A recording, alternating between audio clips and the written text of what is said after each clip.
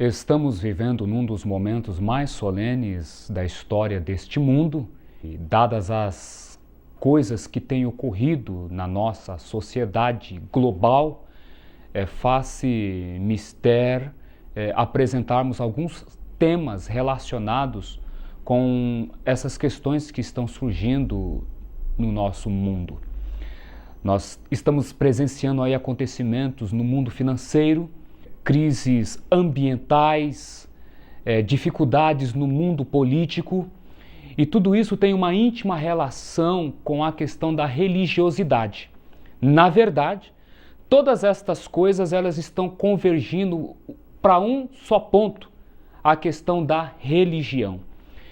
É então o nosso objetivo, através da exposição desta mensagem, considerar algumas questões com você à luz da palavra de Deus, aprofundarmos-nos em alguns temas proféticos e virmos então assim, termos uma compreensão do tempo que nós estamos vivendo, despertados para as questões que estão se desdobrando ante os nossos olhos, cuja tendência destas mesmas questões chegar numa situação que vai envolver intimamente cada um de nós. Que nos momentos que se seguem você possa ficar atento e que Deus possa abençoá-lo ricamente. É o nosso desejo, é a nossa oração, em o nome do Senhor Jesus. Amém? O mistério da iniquidade, adoração e obediência. Nós vamos considerar um assunto bastante importante, cujo título nós já acabamos de mencionar, tem que ver com o mistério da iniquidade. O mistério da iniquidade é algo que a olho nu tem fugido da nossa visão. O porquê de um mistério, e isso então envolvendo a iniquidade. O que é iniquidade? Iniquidade é pecado. E o que é o pecado? O pecado é a transgressão da lei de Deus. Entretanto, nós vamos considerar as implicações relacionando o mistério com a iniquidade. Considerando estas questões e todos os pormenores que giram em torno da mesma, nós vamos então assim perceber a íntima relação disso associado à questão do fator adoração e obediência. O cerne do grande conflito no drama humano tem que ver com essas duas questões, adoração e obediência. Nós então vamos ler alguns textos bíblicos, já de introdução, para servir-nos de pano de fundo, a fim de que nós venhamos então entrar com mais profundidade, que tendo sua relevância objetiva, vai nos ajudar então a compreendermos os pontos relacionados com o mistério da iniquidade. Introdução. Ninguém de nenhum modo vos engane, porque isto não acontecerá sem que primeiro venha a apostasia e seja revelado o homem da iniquidade, o filho da perdição, o qual se opõe e se levanta contra tudo que se chama Deus ou é objeto de culto, a ponto de assentar-se no santuário de Deus, ostentando-se como se fosse o próprio Deus.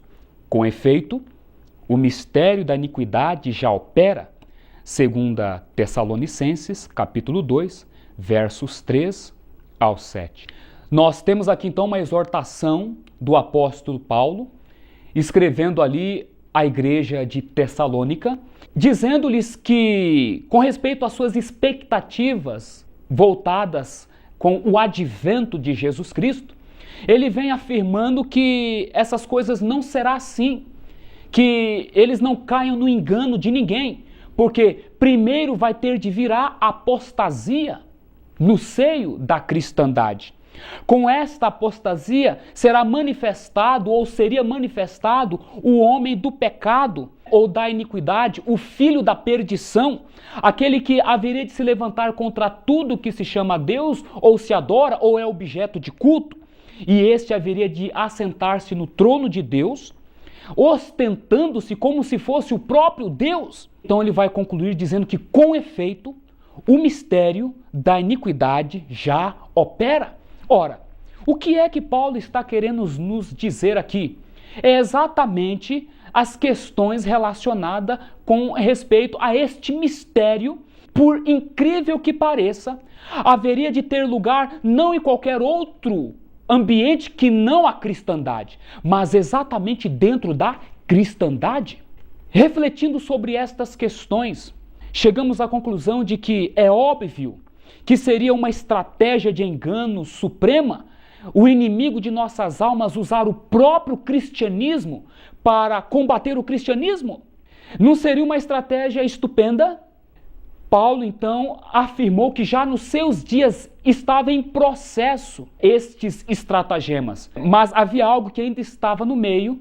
Este inimigo estava à espera que este então fosse retirado, para que então ele viesse a hastear a sua bandeira e então introduzir-se no acampamento cristão. Nós temos então na palavra de Deus a afirmação: haveria uma apostasia no seio da cristandade, e com esta apostasia manifestar-se-ia o homem da iniquidade, o filho da perdição, corroborando com isso então o mistério da iniquidade. E vamos ver então agora uma mensagem dentro da profecia envolvendo o fator adoração e obediência no campo do mistério da iniquidade.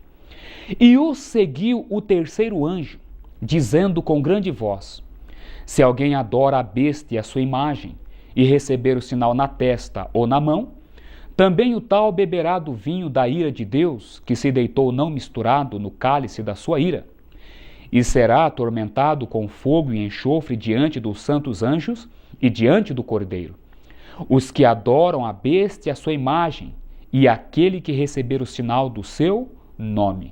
Apocalipse capítulo 14, versos 9 ao 11. Nós temos aqui no livro profético de Apocalipse uma declaração está envolvendo o fator adoração e obediência. Adoração e obediência por quê? Porque vai ser advertido por este anjo que se alguém adora a besta e a sua imagem e receber o sinal na testa ou na mão, também este haverá de sofrer as consequências de suas más escolhas. Nós temos então no primeiro momento aqui o fator adoração envolvendo a besta e a sua imagem.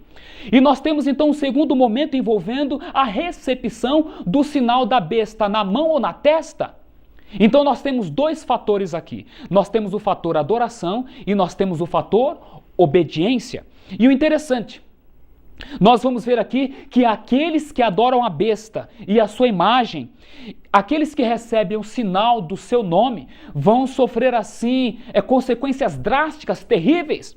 Agora, qual a relação disso tudo com o mistério da iniquidade e com as questões que estão tendo lugar no nosso planeta? Tanto no âmbito político, ambiental, econômico, social, financeiro, enfim, todas estas questões e principalmente a questão da religião. Pontos centrais da religião: adoração, obediência. Adoração. A adoração é um dos pontos centrais da religião. Isto porque envolve culto a uma deidade, daí a suprema, necessária importância de sabermos em verdade a quem adoramos. Se adora a besta e sua imagem. Obediência. A obediência acha-se intimamente relacionada com a adoração.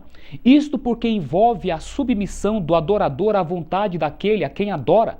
Sua consciência tem de estar sob esta autoridade suprema.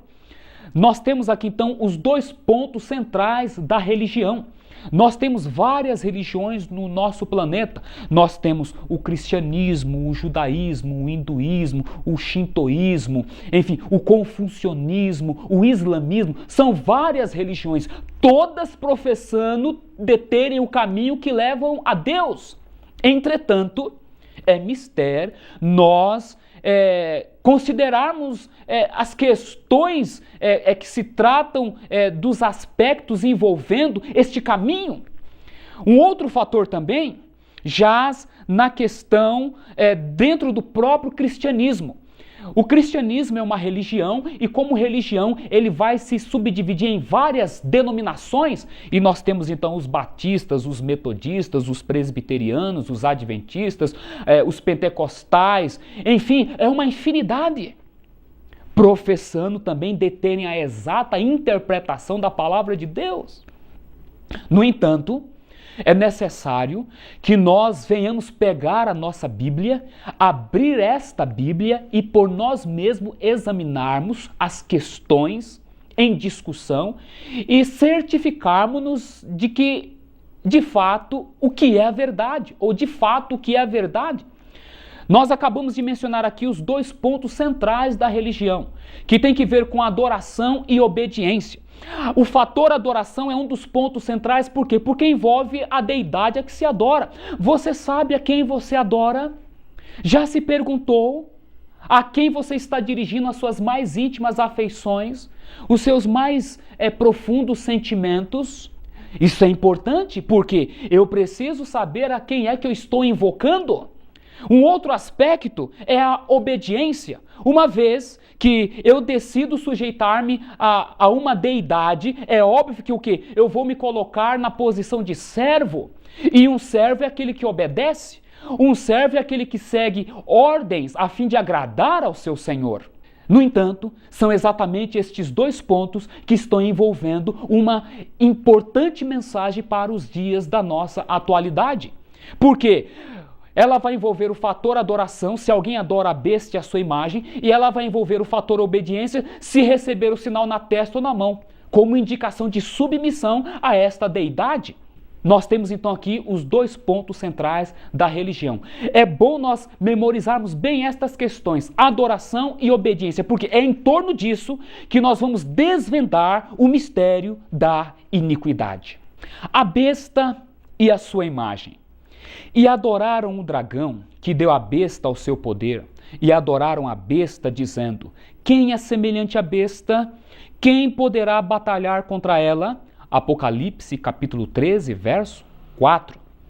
E foi-lhe concedido que desse espírito à imagem da besta, para que também a imagem da besta falasse e fizesse que fossem mortos todos os que não adorassem a imagem da besta. Apocalipse capítulo 13, verso 15. Nós lemos no texto anterior, bíblico, a questão envolvendo a adoração à besta e a sua imagem, e a recepção do sinal na testa ou na mão envolvendo estas. Outro texto no próprio livro do Apocalipse, tratando da adoração ao dragão, que tem que ver com a besta a quem ele deu o seu poder. Nós vamos ver aqui alguns questionamentos nos mostrando quem será capaz de batalhar contra esta besta. Quem poderá assemelhar-se a esta? No mesmo capítulo 13 do livro de Apocalipse, nós vamos ver agora a imagem da besta recebendo espírito e forçando a humanidade, a todas as pessoas que sejam mortas caso não adorem a imagem da besta. Vamos começar a raciocinar. Nós temos o fator adoração, nós temos o fator obediência e agora vem uma situação de ameaça envolvendo a besta e a sua imagem, tendo como pano de fundo a adoração ao dragão. Quem é o dragão? Quem é a besta? Qual é a sua imagem? Apocalipse capítulo 12, no verso 9, nós vamos então ter a resposta para esta pergunta. Aqui nós vamos ler o seguinte: e foi expulso o grande dragão, a antiga serpente, que se chama Diabo e Satanás, o sedutor de todo o mundo. Sim, foi atirado para a terra e com ele os seus anjos. Nós temos então na palavra de Deus a resposta a quem é este dragão, a quem as multidões estão adorando e que por sua vez deu o poder à besta. Este dragão é a antiga serpente chamada o Diabo e Satanás. Nós temos as respostas para as questões proféticas no próprio livro da profecia. É importante nós ressalvarmos aqui que a Bíblia é a sua própria e única intérprete. Ela dispensa as especulações interpretativas de doutos e mesmo de indoutos. Todos estes precisam compreender que a Bíblia, a palavra de Deus, é sua própria intérprete. Uma vez que ela foi inspirada pelo Espírito de Deus, Os homens, ao se sujeitarem ao Espírito, à guia do Espírito da verdade, haverão de compreender plenamente os ensinos de Deus contido na mesma. De forma que nós então temos aqui a resposta à primeira pergunta: a quem é o dragão? Está aqui, ó. É a antiga serpente chamada o diabo e Satanás. Agora, a segunda pergunta: quem é a besta? Nós vamos no livro de Daniel, no capítulo 7, no verso 17. Estes grandes animais, que são quatro reis que se levantarão da terra. No capítulo 7 do livro de Daniel, nós temos ali a visão de 4 animais.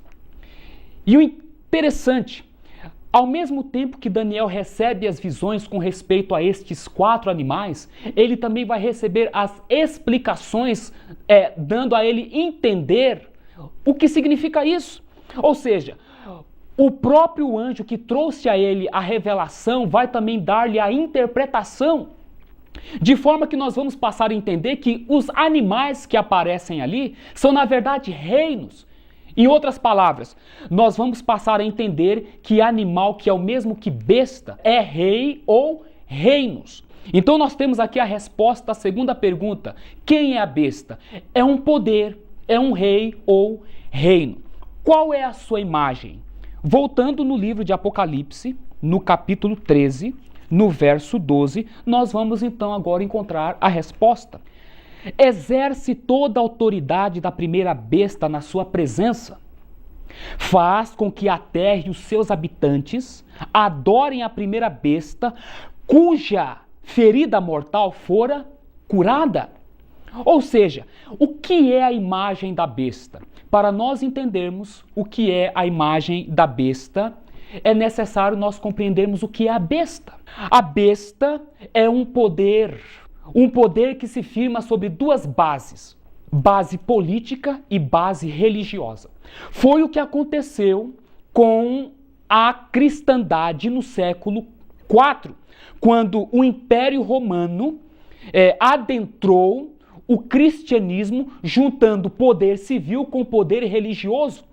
Nós vamos então ter descrito no capítulo 13 do livro de Apocalipse uma profecia revelando a manifestação de um poder que vai perseguir os servos de Deus durante a Idade Média, e esse poder vai ser um sistema político-religioso que vai usar o nome de Deus para oprimir os próprios servos de Deus.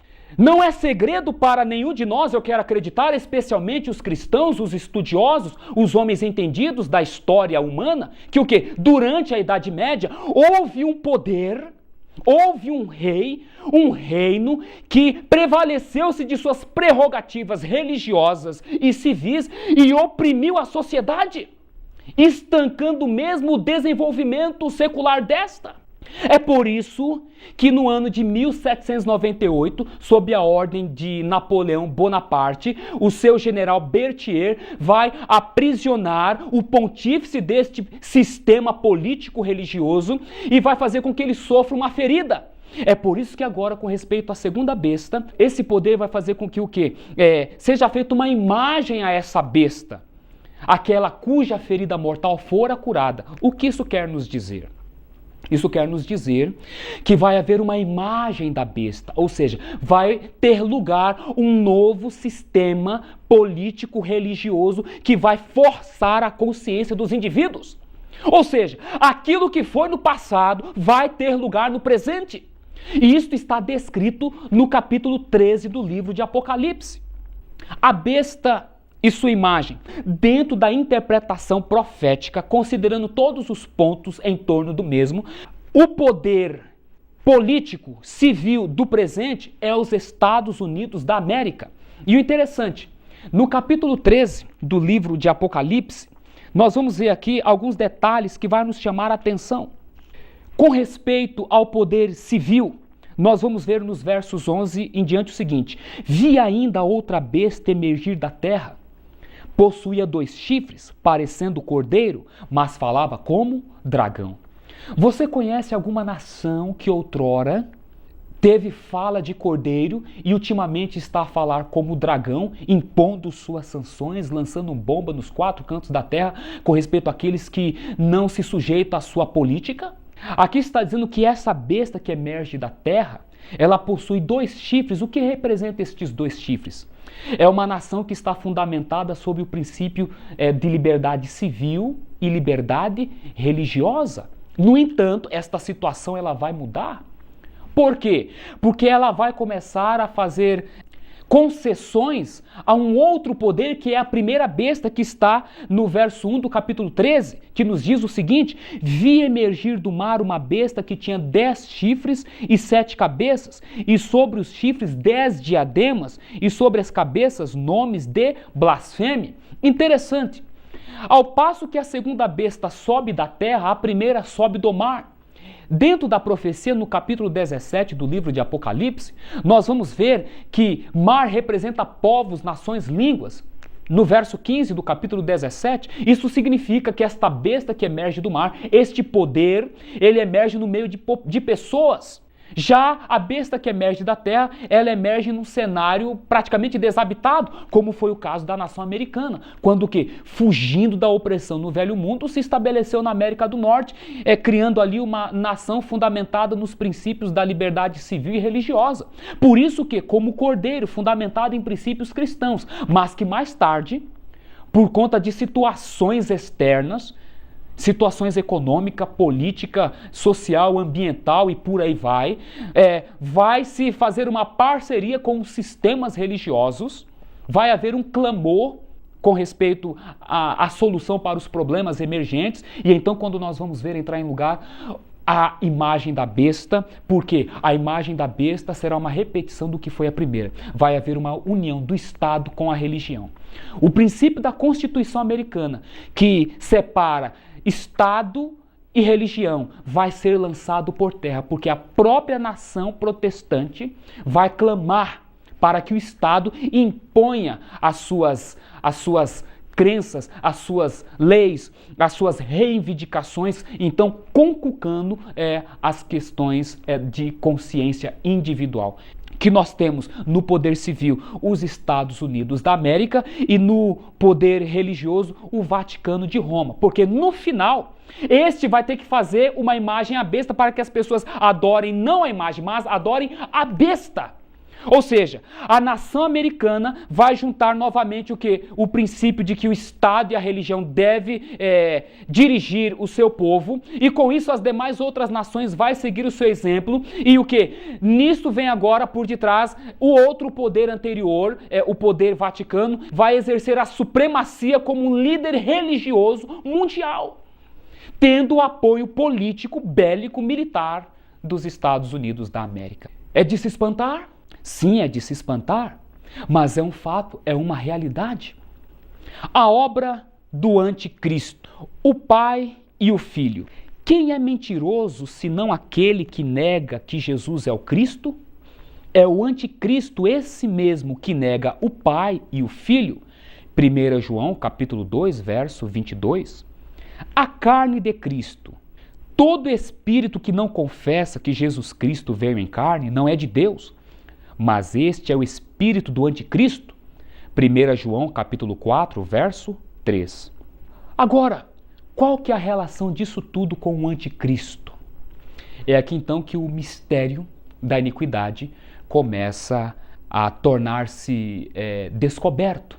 Nós vamos ver aqui na Epístola de João, no capítulo 2, a obra do anticristo é negar o Pai e o Filho.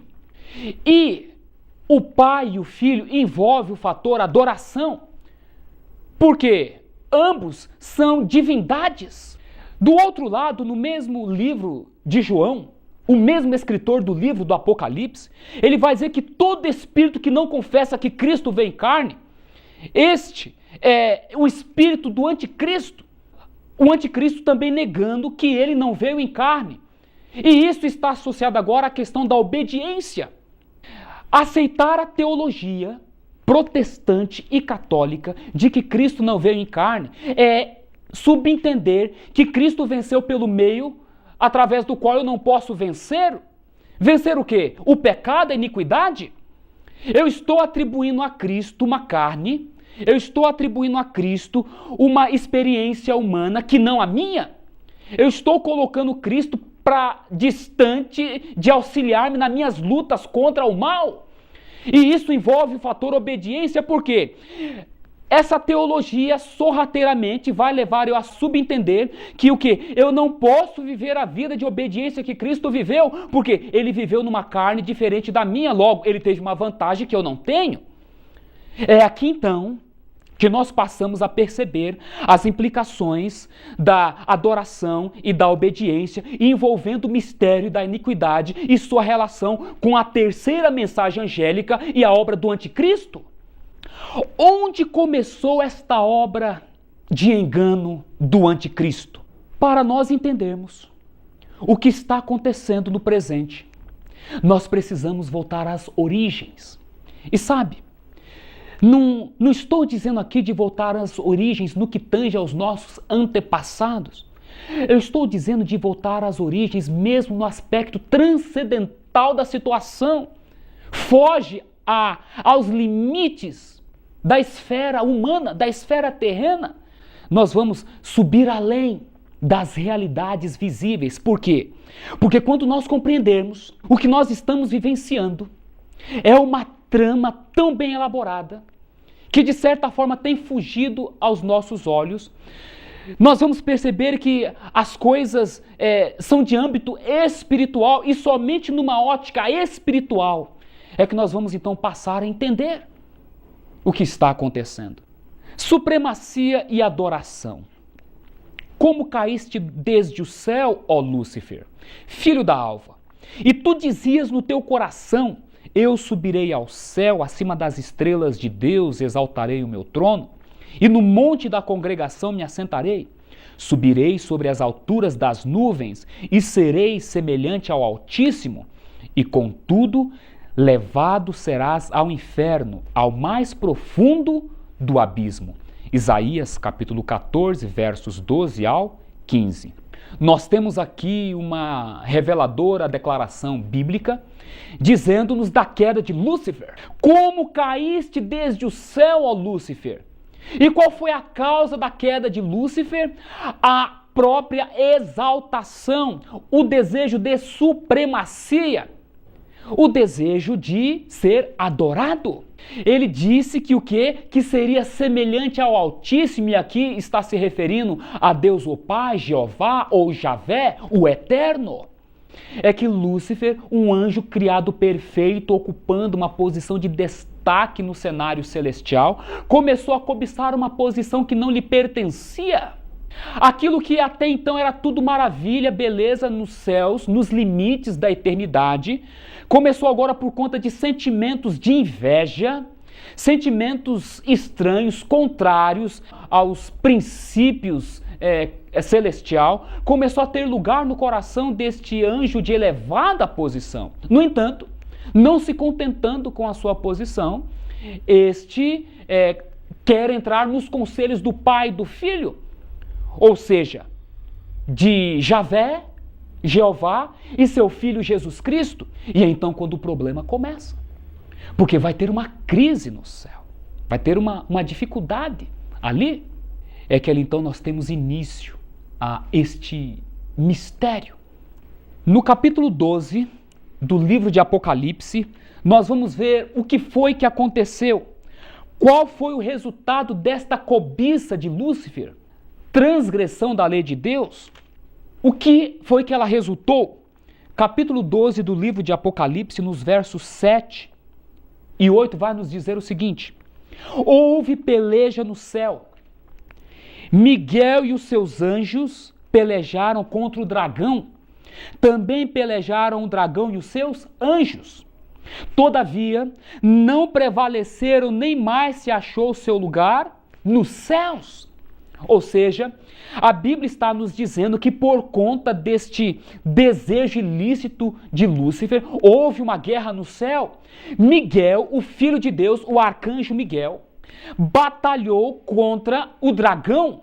E o interessante é que o céu dividiu-se. Uma parte dos anjos ficaram do lado do dragão que é a antiga serpente, o diabo, Satanás, Lúcifer, e uma outra parte ficou do lado do arcanjo Miguel, Jesus Cristo. De um lado, esse anjo caído, mascarando o caráter de Deus o Pai, e de outro lado, Jesus Cristo, tentando vindicar o caráter de Deus o Pai. E qual foi o resultado? Cristo e os seus anjos venceram. E o dragão e os seus anjos perderam e foram expulsos do céu. E foram lançados aonde? O versículo 9 vai nos dizer que foram lançados no planeta Terra. Será que Lúcifer no planeta Terra vai tentar conseguir aquilo que não conseguiu lá? Babilônia mística. E levou-me em espírito a um deserto e vi uma mulher assentada sobre uma besta de cor escarlate, que estava cheia de nomes de blasfêmias e tinha 7 cabeças e 10 chifres. Apocalipse capítulo 17, verso 3. E a mulher que viste é a grande cidade que reina sobre os reis da terra. Apocalipse capítulo 17, verso 18. E outro anjo seguiu dizendo: Caiu, caiu Babilônia, aquela grande cidade que a todas as nações deu a beber do vinho da ira da sua prostituição. Apocalipse capítulo 14, verso 8.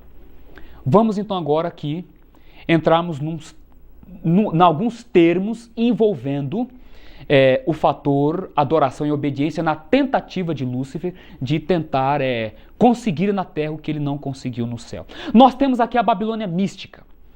Antes da terceira mensagem angelical de capítulo 14, nós temos a segunda, que fala da queda de Babilônia. E a queda de Babilônia envolve uma grande cidade, que a todas as nações dá a beber do vinho da ira da sua prostituição.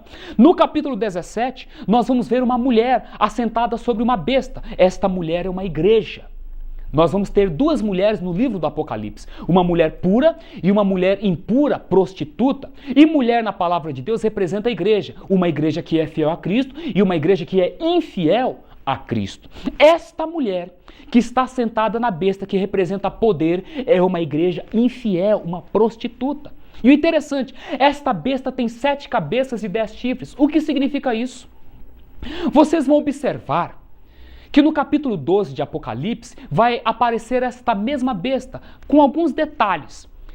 Ali vai aparecer essa besta com 7 cabeças e 10 chifres, tendo 7 diademas nas 7 cabeças, representando a primeira forma de governo mundial, que foi os impérios: o Egito, a Síria, Babilônia, Medopérsia, Grécia, Roma e por aí vai. No capítulo 13 de Apocalipse, nós vamos ver a descrição da mesma besta tendo 7 cabeças e 10 chifres, só que diferentemente do capítulo 12, as diademas não vai estar nas 7 cabeças, vai estar nos 10 chifres. Isso quer nos dizer o quê? Que neste momento na história da humanidade, o sistema de governo mudou. Já não é mais império. Um homem não domina mais todas as nações, agora é monarquia. Por isso que as 10 diademas estão nas 10 cabeças. Ou seja, nós vimos que com a queda do Império Romano, deu-se lugar aos reinos da Europa. Por isso, então, agora, monarquias.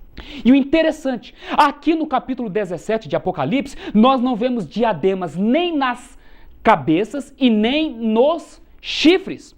Por quê? Isto significa que o momento em que estas coisas estariam tendo lugar no contexto profético seria debaixo de um sistema de governo diferente dos sistemas de governos anteriores. Não seria sistema imperial e nem seria sistema monárquico, seria um sistema republicano, democrático. Este mesmo detalhe nós vamos perceber nos 2 chifres do cordeiro lá no capítulo 13 de Apocalipse, verso 11, com respeito à nação americana. Não tem diademas, por quê? A nação americana vai surgir, vai se levantar no cenário do tempo do fim como uma nação encabeçando as demais outras no princípio da república e da democracia. Ou seja, no contexto da atualidade, nós temos um poder político e nós temos um poder religioso, subdividindo-se as mesmas características no que tange a sistema governamental. Daí a razão de tanto o cordeiro de 2 chifres no capítulo 3 de Apocalipse, e também do animal de 7 cabeças e 10 chifres, também não tendo diademas. Perceberam a ligação? Agora, esta mulher, o capítulo 17, verso 18, vai nos dizer ainda que esta mulher é uma grande cidade, que reina sobre os reis da terra. Nós já entendemos que a mulher representa uma igreja prostituta. E essa mulher é uma grande cidade. Conhecemos hoje uma grande cidade que reina sobre os reis da terra, ou seja, que por ora exerce influência sobre os poderes políticos da terra. Nós conhecemos, mas existem alguns detalhes mais profundos. Vamos lá no capítulo 17 de Apocalipse e vamos ver aqui um detalhe que vai nos ajudar a situar que cidade é esta, que ao mesmo tempo é esta mulher. No verso 9 vai nos dizer o seguinte: aqui está o sentido que tem sabedoria. As 7 cabeças são 7 montes, nos quais a mulher está assentada. São também 7 reis. Veja bem, meus queridos, mais uma vez a própria Bíblia se autoexplicando. As 7 cabeças daquele animal, que não representa mais imperialismo, monarquismo, está dizendo que o quê? São 7 montes nos quais a mulher está assentada. Você por acaso conhece alguma igreja que está edificada na cidade das 7 colinas, lá na Itália, em Roma? Você já ouviu falar dos montes Quiminal, Viminal, Celes, Capitolina, Esquilina? Ou seja, nós temos ali uma cidade rodeada de 7 montanhas. E ao centro desta cidade está edificada uma cidade. E o que está assentado nesta cidade? Uma igreja, que dentro da profecia é uma mulher. Logo, quem é esta mulher? Quem é esta grande cidade? É a Babilônia, mística, que dentro deste tempo, no contexto profético deste tempo, vai o quê? Criar situações que vai nos levar a sofrer um sério dilema com respeito ao fator adoração e obediência. Nós falamos da Babilônia mística e identificamos para você. Vamos agora falar de Babel. Babel. Para nós entendermos a Babilônia mística, nós precisamos entender as suas origens, no âmbito agora terreno. Vamos então considerar aqui as origens do nosso passado. Babel. E disseram: eia, edifiquemos nós uma cidade, uma torre, cujo cume toque os céus, e façamo-nos o nome, para que não sejamos espalhados sobre a face de toda a terra. Gênesis capítulo 11, verso 4. A palavra Babilônia deriva da palavra Babel, e a palavra Babel significa confusão. Por que a palavra Babel significa confusão? Porque nós vamos ter no capítulo 11 do livro de Gênesis a história da construção da Torre de Babel.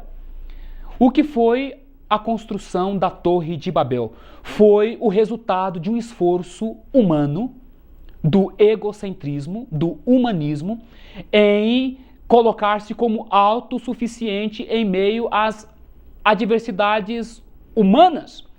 O mundo havia acabado de sofrer um dilúvio. E o ser humano queria provar para si mesmo que não mais viveria aquela situação premente. O ser humano queria provar que ele, de alguma forma, podia alcançar os céus através dos seus próprios esforços, através de suas próprias obras. Então, nós vamos ver aqui uma declaração desse povo dizendo: eia, edifiquemos nós uma cidade, uma torre cujo cume toque os céus e façamos-nos um nome. Veja bem, meus queridos, onde jaz o problema humano? O problema do ser humano está no fato de que ele pensa, ele acredita que ele é capaz de resolver os seus próprios problemas, problemas estes que ele mesmo ocasiona.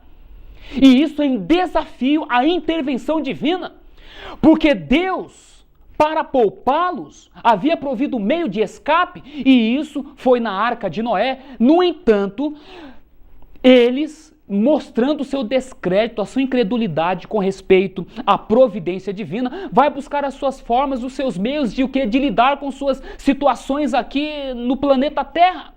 E nós temos então aqui a questão envolvendo Babilônia, a questão envolvendo Babel, e o que teve lugar foi confusão das línguas, e o fato é que aquela obra que começou não foi terminada. Sabe por quê?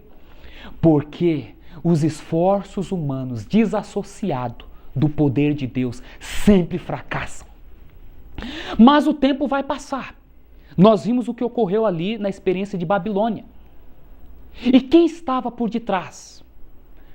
Aquele que, não tendo conseguido o que queria no céu, vai tentar obter na terra. Ele vai tentar estabelecer uma ordem essa que o quê? Através de um representante seu, ele vem a ser adorado. Nós vamos entender mais à frente porque as pessoas vão adorar o dragão que deu a besta, adorando a besta. Nós vamos passar a perceber que quando a gente adora um ser humano que está indo de encontro às leis de Deus, na verdade nós estamos adorando um sócio daquele por detrás de quem está recebendo toda homenagem. E este é Lúcifer. Babilônia.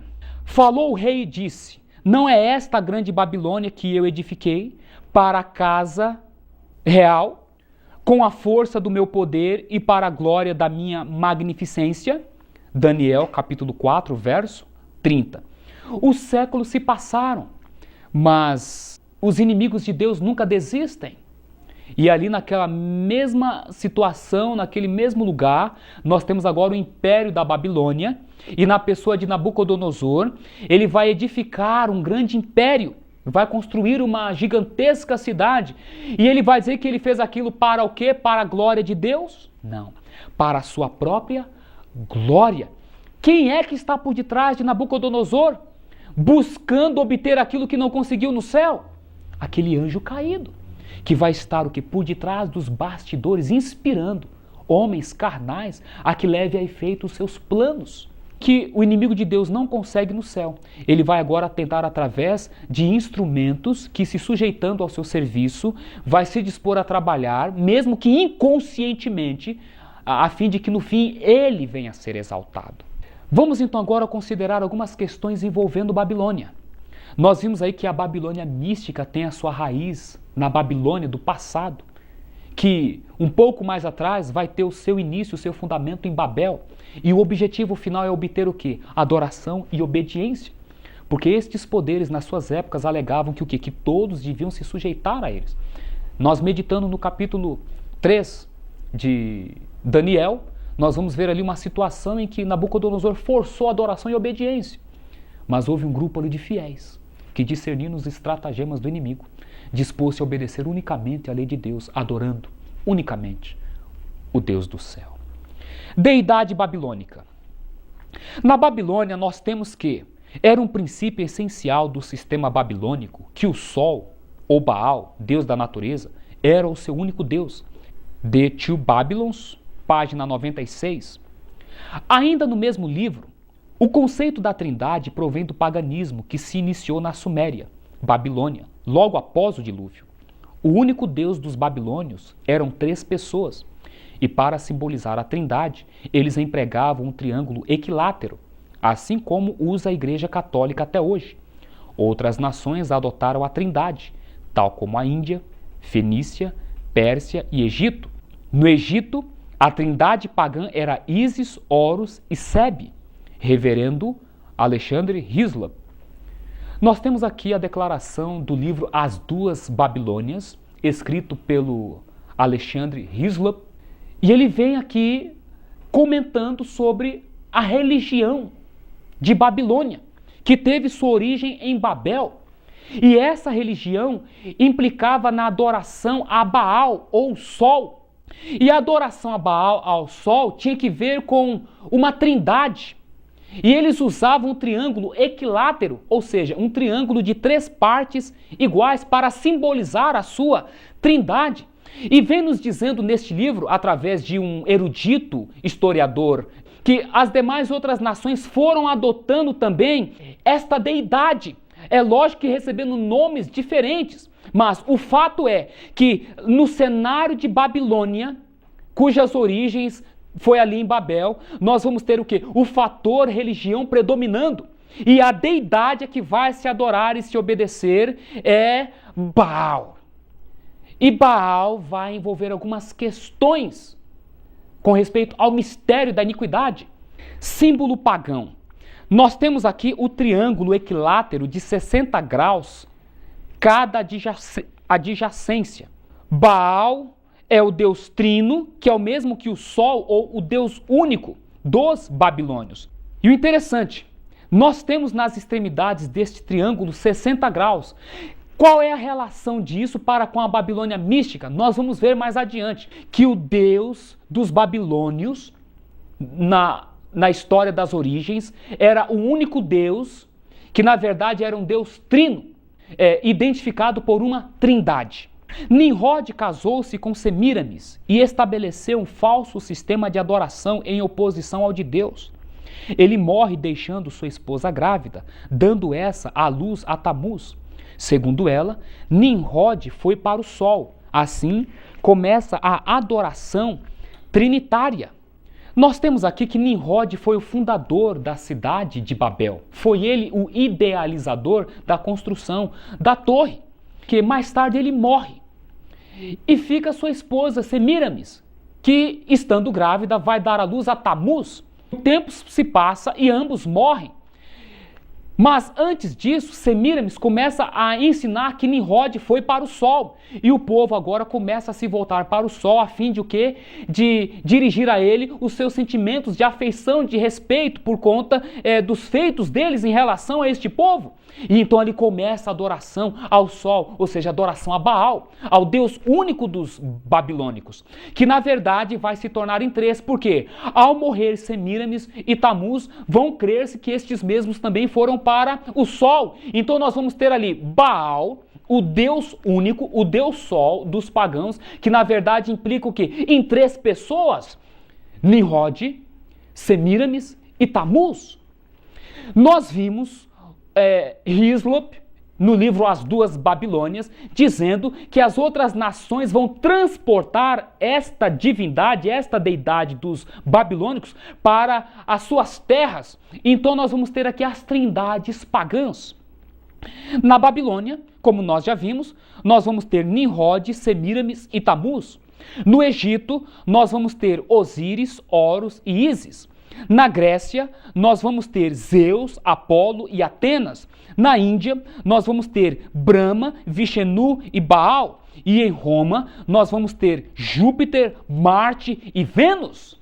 Vocês estão entendendo aqui as implicações do mistério da iniquidade, que mais adiante nós vamos ver o perfeito encaixamento deste quebra-cabeça? Aqui é que está, para nós entendermos o contexto atual da situação que nós estamos vivendo. Nós precisamos voltar ao passado para entender as nossas origens. E quando nós passamos a estudar a história, nós vamos então descobrir coisas. E a partir daí então nós vamos passar a entender todos os mecanismos que se está usando na atualidade e entender então todas as maquinações dos homens a fim de estabelecer um novo sistema de governo mundial fundamentado na religião, cuja adoração final será dirigida ao dragão, a antiga serpente chamada o diabo e Satanás, que na verdade é Lúcifer. Resumo. Vimos até aqui que Nimrod, o rebelde fundador de Babel, ao morrer foi para o sol, segundo sua esposa Semíramis. Quando mãe e filho morreram, também creram-se que ambos foram para o sol. Assim, os pagãos adoravam e adoram o sol, isto é, Baal, o Deus único, que envolve a trinitária família. Então, reconsiderando tudo que nós falamos até aqui, ficou bem claro para vocês que Babilônia mística tem uma relação com a Babilônia imperial de Nabucodonosor, que por sua vez tem uma relação com Babel, a cidade que foi fundada por Nimrod. E o pano de fundo das questões está envolvendo o fator adoração e obediência, ligado a uma deidade, que na verdade vai ser manifesta numa família, uma família triuna. Qual é a relação da trindade pagã babilônica nascida em Babel com a Babilônia mística? O fato é que agora nós vamos desmascarar o mistério da iniquidade. E sabe, esta é uma mensagem, este é um DVD que muitos vão se alegrar em ver, em assistir, mas muitos outros vão odiar. E sabe qual é a conclusão que eu tenho chegado ao longo de todo o meu ministério? É a seguinte: os servos e as servas de Deus, à semelhança de Cristo, sempre vão ter aqueles que vão amá-los. E sempre vão ter aqueles que vão odiá-los. E sabe por quê? Por causa do mesmo princípio, a verdade. Sempre vai ter pessoas que vão se voltar para a verdade, vão se alegrar com ela, vão obter através dela a libertação dos enganos, dos erros, das tradições, superstições. Mas sempre vai ter aqueles que não vão se alegrar com a verdade, porque essa vai o quê? Colocar a público os seus enganos, os seus estratagemas, as suas maquinações sórdidas. Sempre. Mas o fato é o seguinte: a mentira pode prevalecer um tempo, 2 tempos, 3 tempos, mas nunca o tempo inteiro. Cedo ou tarde, a verdade vem à tona e coloca as coisas às claras. Então, meu amigo, minha amiga, meu irmão, minha irmã, eu quero que você saiba que o nosso intuito aqui não é atacar pessoas. O nosso intuito aqui não é de forma alguma ofender a sua religiosidade. Muito pelo contrário, o nosso intuito é expor a palavra da verdade e dar, quem sabe, a oportunidade a você, assim como eu também tive esta oportunidade, de reconsiderar nossas crenças, nossas convicções e passarmos então a entender o que de fato é o caminho que nos conduz à vida eterna, ao Pai Celestial. De forma alguma receba a minha preleção como um ataque a você, meu amigo, minha amiga, meu irmão, minha irmã. Mas sim, receba a minha preleção como uma denúncia, como uma exposição da verdade que, consequentemente, inevitavelmente, vai expor o erro dos organismos religiosos e mesmo dos planejamentos políticos que, conscientes ou não, estão trabalhando para estabelecer um sistema que vai ser uma afronta ao Deus do céu. É por isso que os adoradores da besta e da sua imagem vão sofrer a ira divina. Então, que isto fique bem claro, a fim de que nós não venhamos alimentar sentimentos equivocados com respeito ao mensageiro e à mensagem, ok? Vamos então às respostas. Babilônia mística e a adoração. E disse-lhe o diabo: dar-te-ei a ti este poder e a sua glória, porque a mim me foi entregue, e dou a quem quero. Portanto, se tu me adorares, tudo será teu. E Jesus respondendo, disse-lhe: vai-te, Satanás, porque está escrito: adorarás o Senhor teu Deus e só a Ele servirás. Lucas capítulo 4, versos 6 a 8. Nós temos aqui na palavra de Deus uma experiência vivida por Jesus Cristo, o Filho de Deus, o enviado do Pai ao mundo, a fim de fazer pelos seres humanos aquilo que eles por eles mesmos não podiam fazer. Eles se tornaram vítimas do engano de Lúcifer, o anjo caído.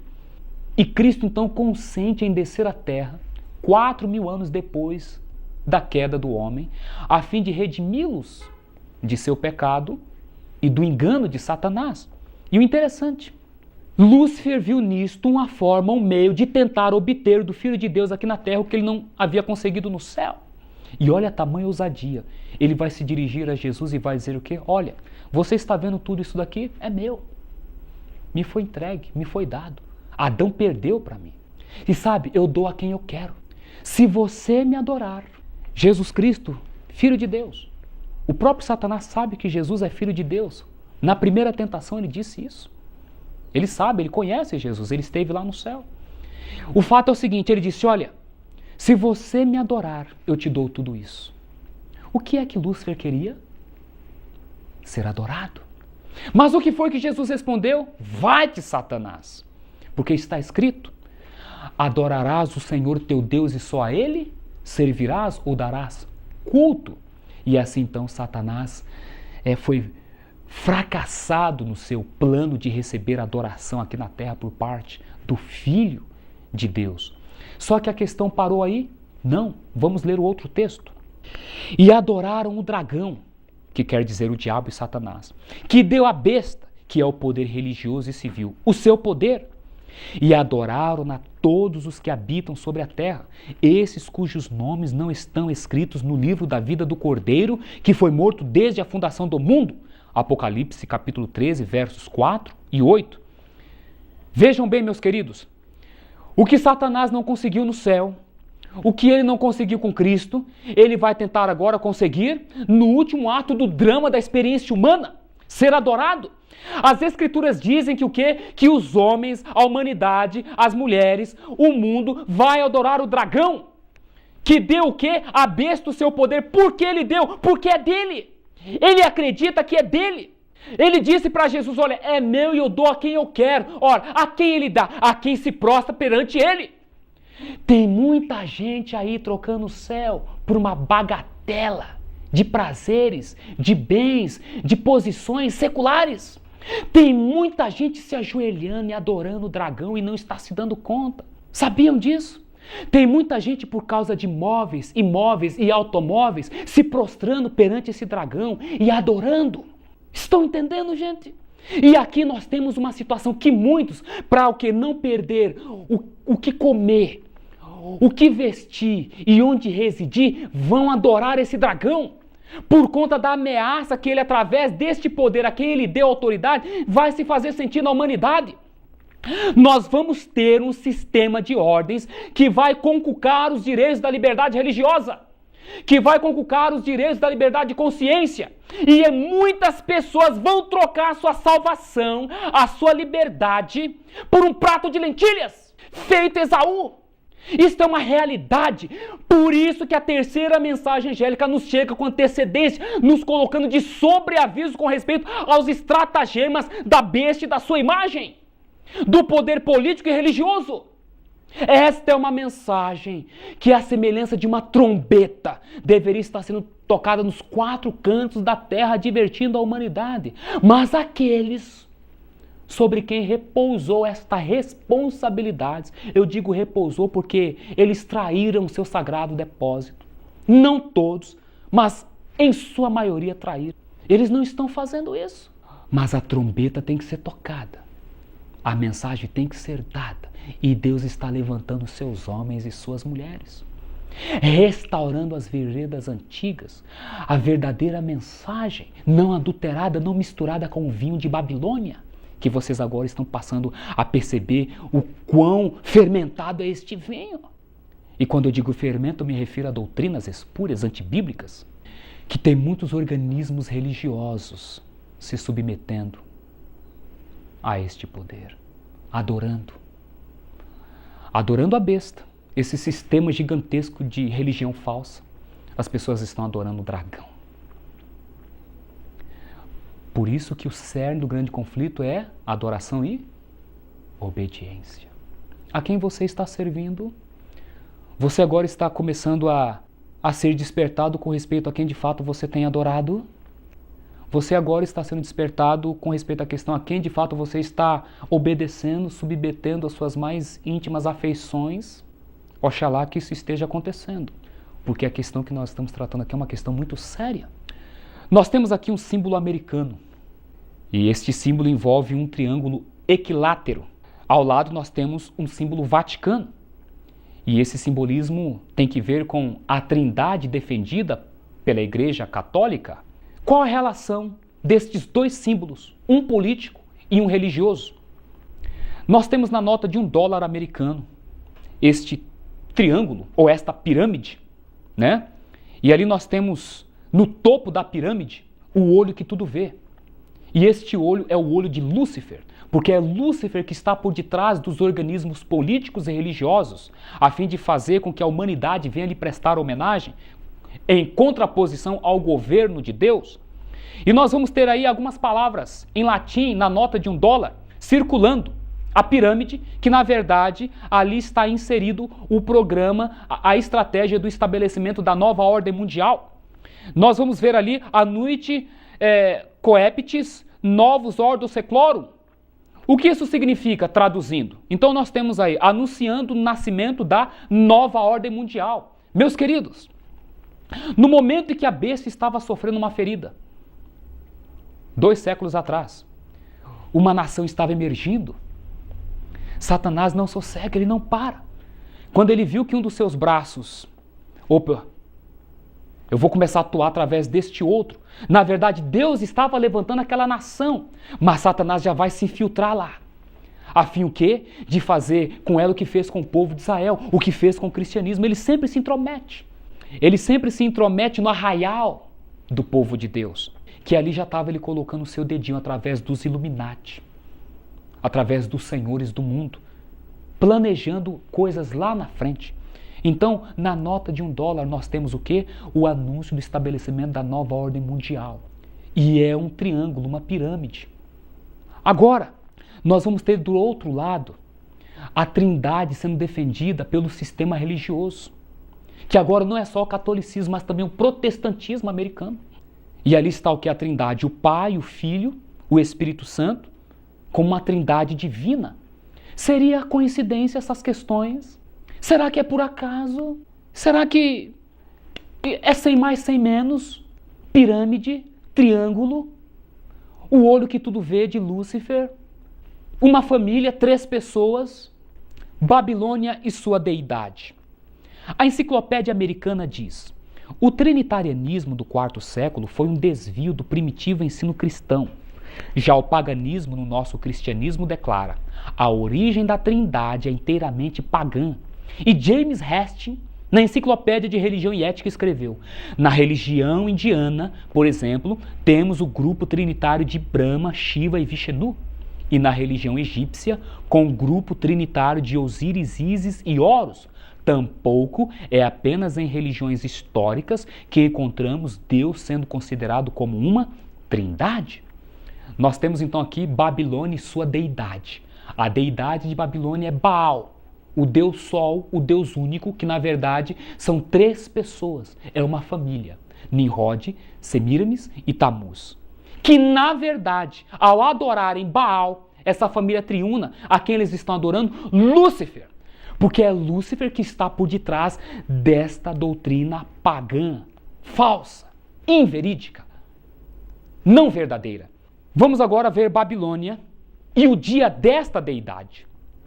Podereis ler a Bíblia de Gênesis ao Apocalipse, e não encontrareis uma única linha que autorize a santificação do domingo. As Escrituras ordenam a observância religiosa do sábado, dia que nós nunca santificamos. Cardeal Gibbons, em The Faith of o Father, edição de 1982. A Bíblia manda santificar o sábado, não o domingo. Jesus e os apóstolos guardaram o sábado. Foi a tradição católica que, honrando a ressurreição do Redentor ocorrida no domingo, aboliu a observância do sábado para o domingo. Página 106, Padre Du Bois, Belém. Um outro detalhe aqui. Babilônia não tem somente a sua deidade. Babilônia tem o dia desta deidade. E qual é o dia desta deidade? Aqui está nos dizendo que de Gênesis a Apocalipse nós não vamos encontrar uma única linha autorizando a observância do domingo como dia do Senhor. O sábado que é o dia do Senhor. E essa declaração é de o quê? É de um ministro, de um líder, de um cardeal católico. Outro vem dizendo, o Padre Du Bois, que o quê? Que os apóstolos de Jesus guardavam o sábado. Mas agora a tradição católica, ao receber o transplantamento do paganismo para o cristianismo no século 3 e 4, juntamente com a trindade, vão agora passar a dizer que é o domingo. Ora, o domingo era o dia que os pagãos separavam para adorar Baal, o Deus único, o Deus Sol. Babilônia e o batismo nesta deidade. A fórmula batismal foi mudada do nome de Jesus Cristo para as palavras Pai, Filho e Espírito Santo pela Igreja Católica no 2º século. Sempre nas fontes antigas menciona que o batismo era em nome de Jesus Cristo. Enciclopédia Britânica, 11ª edição, volume 3, páginas 365 e 366 e 82. A religião primitiva sempre batizava em nome do Senhor Jesus, até o desenvolvimento da doutrina da Trindade no 2º século. Enciclopédia da Religião, Cana e página 53. Nós vimos Babilônia e sua deidade. Nós vimos Babilônia e o dia de adoração a essa deidade. E agora nós estamos vendo Babilônia e o batismo nesta deidade. Isto por quê? Porque toda a deidade quer um sinal. toda a deidade que é uma prova da submissão daqueles que se voltam a ela. E o batismo é uma destas portas. A Igreja Apostólica sempre batizava no nome de Jesus Cristo. Mas no século XIII e IV, quando tradições pagãs adentram o cristianismo, vem não somente o dia dessa deidade, mas vem também o batismo a esta deidade. Aquilo que era feito somente no nome de Jesus, agora passa a ser feito no nome de três. Uma ligação com a Trindade. A religião primitiva, diz a história universal, sempre batizava em nome de Jesus. Paulo já havia advertido, lembra-se? O que Paulo falou? Olha, não será assim sem que antes venha a apostasia e seja manifesto o homem da iniquidade, o filho da perdição. E olha, ele já começa a operar. Morreram os apóstolos, o que estava detendo a manifestação aberta desse poder apóstata, e logo que, 2 séculos depois, ele já começa a se insinuar na cristandade. A igreja caiu na apostasia. As doutrinas bíblicas foram trocadas por tradição, mandamentos de homens em lugar dos mandamentos de Deus. Continue se segurando aí no banco, porque agora é que a gente vai ver a questão do mistério em toda a sua plenitude, profundidade, largura, enfim. O sinal, o número e o nome da besta. Nós vamos agora, dentro da profecia do livro de Apocalipse, compreender o sinal, o número e o nome da besta.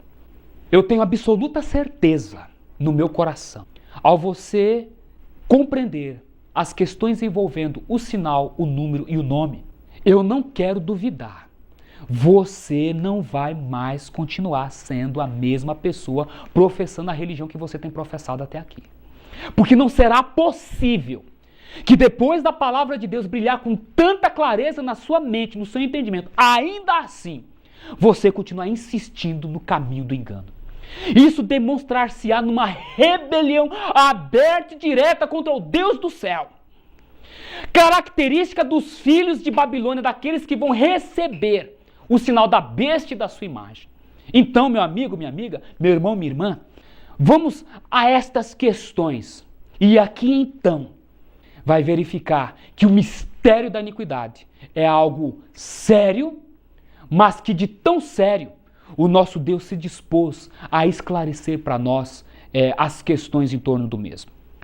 No livro de Apocalipse, no capítulo 13, versos 16 a 18, nós lemos: E faz que a todos, pequenos e grandes, ricos e pobres, livres e servos, lhes seja posto um sinal na mão direita ou na testa, para que ninguém possa comprar ou vender, senão aquele que tiver o sinal, ou o nome da besta, ou o número do seu nome. Aqui há sabedoria. Aquele que tem entendimento, calcule o número da besta, porque é número de homem, e o seu número é 666. No livro de Apocalipse, no capítulo 13, versos 16 ao 18, as questões que fazem parte da nossa pergunta. Nós temos o sinal, o número e o nome. E aqueles que não se sujeitarem a esses 3 aspectos não vão poder comprar e nem vender. E mais, todos, pequenos e grandes, ricos e pobres, servos e livres, vão ter que se sujeitar a estas características da besta.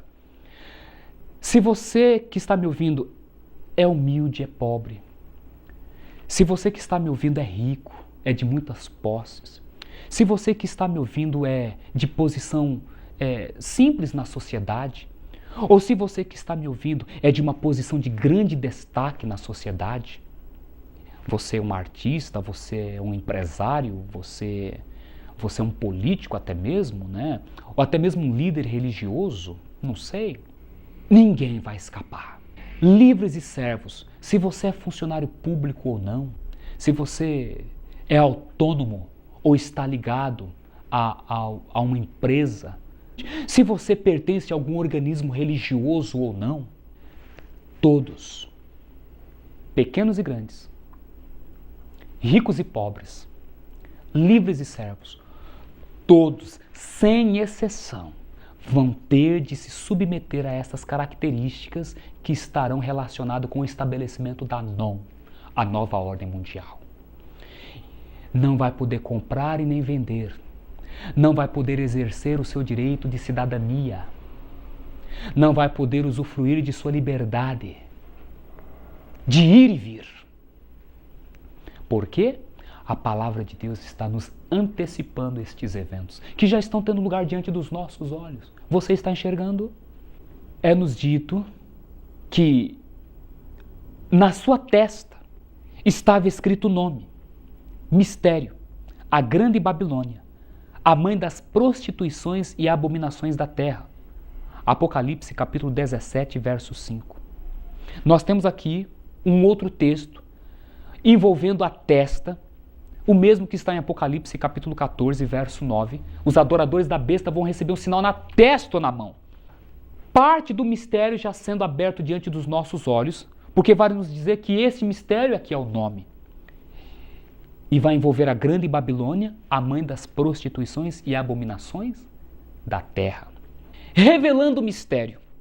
O mistério da Trindade é a doutrina central da fé católica. Sobre ele estão baseados todos os outros ensinamentos da Igreja. Catecismo do Católico de hoje, página 11, editora Santuário. Num livro de doutrina de fé e prática do catolicismo romano, a doutrina fundamental deles. A doutrina sobre a qual todas as demais outras estão fundamentadas. A doutrina da Trindade. E o que é a doutrina da Trindade? O mistério. Uma outra declaração ainda na mesma página. A Igreja Católica ensina que o insondável mistério que chamamos Deus revelou-se à humanidade como uma trindade de pessoas, Pai, Filho e Espírito Santo. Nós vimos esta mulher que o Apocalipse apresenta é uma igreja apóstata. Nós vimos que esta mulher está sentada sobre uma besta, é uma grande cidade, edificada sobre 7 montes. Nós já localizamos quem é esta igreja, quem é esta mulher. E qual é o mistério central desta igreja, desta mulher apóstata, que um dia foi fiel a Cristo, mas na sua apostasia traiu ele? É a Trindade. As coisas agora começam a se encaixar com relação ao homem da iniquidade, o filho da perdição, conforme descrita por Paulo em 2 Tessalonicenses capítulo 2. Começam a perceber agora as ligações, porque Babilônia, sendo denunciada na segunda mensagem angelical, tem sua ligação com Babilônia imperial e agora com Babel, e estão todas o que envolvidas no único ponto, uma deidade, um mistério, a Trindade. O que é o sinal? A lei de Deus, lembra-te do dia de sábado para o santificar. O 7º dia é o sábado do Senhor teu Deus. Êxodo capítulo 20, verso 8. Nós temos na santa lei de Deus, escrita pelo seu próprio dedo, o dedo de Jeová, que o 4º mandamento fala para lembrar-nos do dia de sábado para santificarmos. O 4º mandamento da lei de Deus contém um sinal que aponta ao Criador dos céus e da terra. Criador este, contido na primeira mensagem do livro de Apocalipse, no capítulo 14. Nós temos a terceira mensagem angelical que fala de uma advertência. Nós temos a segunda mensagem angelical que fala de uma denúncia. E nós temos a primeira mensagem angelical que fala de um apelo à verdadeira adoração, o Criador dos céus e da terra. O Criador dos céus e da terra é Jeová, aquele descrito no 4º mandamento da lei de Deus. O mesmo apontado lá no capítulo 2 do livro de Gênesis, é Jeová. O sábado é um sinal que contém o selo de Deus. O selo de Deus é o seu caráter, é o seu nome. Já na lei de Roma, guardar domingos e festas, tradição católica. Se nós formos no livro de Daniel, no capítulo 7, nós vamos ler uma declaração muito interessante. Aqui vai nos dizer o seguinte, Daniel capítulo 7, verso 25. Proferirá palavras contra o Altíssimo, magoará os santos do Altíssimo, e cuidará em mudar os tempos e a lei. E os santos lhe serão entregues nas mãos por um tempo, 2 tempos e metade de um tempo. O que isso quer dizer? Veja bem, meus queridos, eu não tenho tempo neste vídeo de expor todos os detalhes dos pontos apresentados na profecia de Daniel e de Apocalipse. O espaço não nos permite, mas nós teremos enorme prazer. Se convidado, nós damos conferências, palestras, enfim. Esse é o nosso trabalho. E então nós podemos tratar de todos os detalhes envolvendo, como por exemplo aqui, o que significa um tempo, 2 tempos e metade de um tempo na profecia. Existe resposta. Está entendendo? Mas o fato, vamos nos deter aqui nesse detalhe. E cuidará em mudar os tempos e a lei. Se você vê pelo contexto, esse poder, ele mudou a lei de Deus. A lei de Deus, os 10 mandamentos, que falava para guardar o sábado, ele mudou. Agora é o domingo. Tradição. Vamos ainda em Ezequiel, capítulo 20, versos 12 e 20. Olha o que nós lemos aqui. Também lhes dei os meus sábados, para servirem de sinal entre mim e eles, para que soubesse que eu sou o Senhor que os santifica. Verso 20. Santificai os meus sábados, pois servirão de sinal entre mim e vós, para que saibais que eu sou o Senhor vosso Deus. Você vai observar que a palavra Senhor está tudo escrito maiúsculo. Isso significa o quê? Que é Jeová ou Javé. Em algumas versões está vindo só o primeiro S maiúsculo. Isso é para o quê? Distorcer a interpretação. Sempre que aparece a palavra Senhor, tudo maiúsculo, S-E-N-H-O-R, se refere a Jeová. E sempre que aparece a primeira letra maiúscula e as demais minúsculas, é Jesus Cristo. Isso vai ser verificado no livro do profeta Isaías. O arcanjo Miguel, o anjo do Senhor dos exércitos. Jeová é o Senhor dos exércitos. Jesus Cristo é o príncipe dos exércitos, apresentado no livro de Daniel. Por que os homens confundiram alguns pontos da Bíblia? Exatamente para confundir em relação à Trindade. Tá?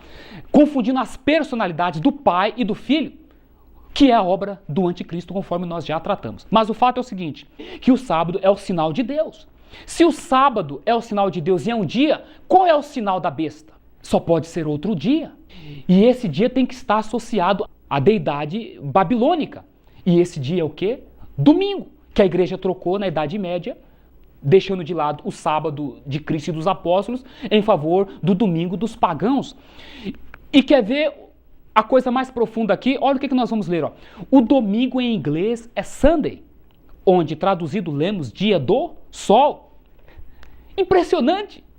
O domingo na língua americana, na língua inglesa, quer dizer Sunday. E o que é Sunday? Dia do sol. Mas dia de quem? De sol. E quem é sol? É Baal. E quem é Baal? É o Deus único, que incorpora 3 pessoas numa família. Tá aqui, ó. Sunday, dia do sol. Dia de adoração a Baal. Em contraposição ao sábado, que é o dia de adoração ao Deus, Criador dos céus e da terra. Mais um ponto do mistério sendo esclarecido diante de você, se você não sabia. Os padres católicos, os líderes católicos e mesmo os líderes protestantes confirmam que não existe base bíblica para se santificar o domingo, mas sim o sábado. Mas por que a cristandade protestante e católica insiste no domingo? Porque o quê? Quem está por detrás disso é o mistério da iniquidade. É o homem do pecado, é o filho da perdição. E os seus ministros que lhe estão apoiando as suas doutrinas. As filhas de Babilônia, daquela mulher que é mãe. Se é mãe porque tem filhas. Se ela é mãe em uma igreja, quais são suas filhas? As demais igrejas que estão apoiando as suas doutrinas. Este era o dia de adoração a Baal, Deus do sol. Por isso, Sunday, dia do sol. Aqui nós descobrimos então o que é o sinal da besta. É um dia, é o domingo. Hoje eu não posso te afirmar que o domingo é o sinal da besta. Porque tem muita gente honesta, sincera, guardando o domingo, crendo piamente que é o verdadeiro dia do Senhor. Eu não estou dizendo que você tem o sinal da besta, meu amigo, minha amiga. Não estou dizendo isso. Você não tem o sinal da besta. Mas quando o decreto dominical for estabelecido e os governos, juntamente com a igreja, todas as corporações religiosas, impor que esse dia seja observado como um dia de descanso, como um dia de ir à igreja, como um dia de adoração, e você se sujeitar, você aceitar, você vai estar recebendo o sinal da besta. E sabe qual vai ser o resultado? As pragas vão cair no teu lombo. As pragas vão te abater. É o que diz a terceira mensagem angelical. Então, o que é o sinal da besta mesmo? É um dia. Porque o sinal de Deus também é um dia. É um sinal exterior, que envolve obediência. Não está envolvendo adoração. está envolvendo obediência. Nós já vamos chegar na adoração. Aqui está envolvendo obediência. As pessoas vão ter que receber o sinal ou na testa ou na mão. Ou seja, vão ter que obedecer às leis, que vão ser o quê? Promulgadas pelos governos seculares, dando apoio às instituições religiosas. Então, o que é o sinal da besta mesmo? O domingo. Hoje podemos dizer que ele é o sinal da besta? Ainda não, porque não foi imposto como um decreto. Mas a partir do momento que for imposto como um decreto e eu me sujeitar, então eu estarei recebendo o sinal da besta. Vou esperar então até que seja estabelecido como um decreto para me deixar de guardar esse dia como o dia do Senhor e guardar o sábado? Não. A luz que está brilhando agora no teu coração, que está fazendo você compreender que o domingo é um dia espúrio de adoração e que o verdadeiro dia de adoração é o sábado. Então, por esse mesmo motivo, você agora tem que abrir mão desse filho do papado e passar a santificar o verdadeiro dia do Senhor, o sábado. Esta é a realidade. Quando o conhecimento da verdade chega, ele precisa te libertar, porque senão você corre o perigo de no dia de amanhã não ter mais como se libertar. É por isso que Deus não considera o tempo da ignorância, mas em que o quê? Chegando a mensagem, as pessoas se arrependam e se apeguem à verdade. Eu fiz isso e quero acreditar que você vai fazer da mesma forma. O que é o número? Nós temos no capítulo 13, no verso 18, a resposta. O seu número é 666 e é o número de um homem. Que homem é esse? O homem da iniquidade, o filho da perdição de Tessalonicenses. Este homem, ele recebe títulos, e esses títulos são em latim. Traduzindo esses títulos, nós vamos ter o número 666, e então nós vamos identificar este homem. É por isso que a Bíblia vai dizer que é o número de um homem, 666. O pontífice de Babilônia recebe alguns títulos, como nós dissemos, e um desses títulos é Dux Cleris. Dux Cleris, se nós formos converter isso para números, nós vamos ter D, 500, U, que é o mesmo que V, 5, e X, que é o mesmo que 10. Somados, nós vamos ter 515. Nós temos Dux, mas ainda falta Cleris. Cleris nós vamos ter 100, C, 100, L, 50, E, não tem valor numérico, é zero mesmo, R também não tem valor numérico, I tem valor numérico, é 1, S não tem valor numérico. Somando os valores numéricos de Cleris, nós vamos ter 151. Pegando então 515 de Dux e 151 de Cleris, quanto que vai dar? 666, exatamente, você acertou. 666 é o número de um homem. E o que significa a palavra Dux Cleris? Chefe do clero. Nós temos ainda um outro título que o pontífice de Roma recebe, Vicarius Filii. Vamos então lá aos cálculos, a conversão. V, nós temos o valor numérico de 5, I de 1, C de 100, A não tem valor numérico, R não tem valor numérico, I tem valor numérico, é 1, V, que é o mesmo que U, é 5, e S não tem valor numérico. Somando-se esses valores numéricos, nós vamos chegar a um total de 112. Fili, nós temos F, não tem valor numérico, I é igual a 1, L igual a 50, I igual a 1 e I igual a 1. Somando-se esses valores numéricos, nós vamos ter 53. D nós temos 500, E não tem valor numérico, e nós temos 1. Somando esses valores numéricos, nós vamos ter 501. Então, somando-se 112 com 53 com 501, a que total nós vamos chegar? 666. É o número de um homem. O anjo havia falado, aquele que tem sabedoria calcule. Está aqui o cálculo. E o que significa Vicarius Filii? Vigário do Filho de Deus. O Papa se vê como o pontífice, o representante legítimo de Deus na Terra. O único através do qual os homens podem ir a Cristo, ou se achegar a Deus, o Pai. É isto verdade, tem base bíblica. Segundo a Tessalonicenses, vem nos mostrando o quê? Que este homem se assentaria no trono de Deus, querendo parecer Deus. Mas o fim dele seria o quê?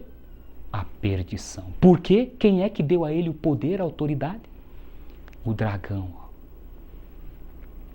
Adorando a ele, a quem as pessoas estão adorando?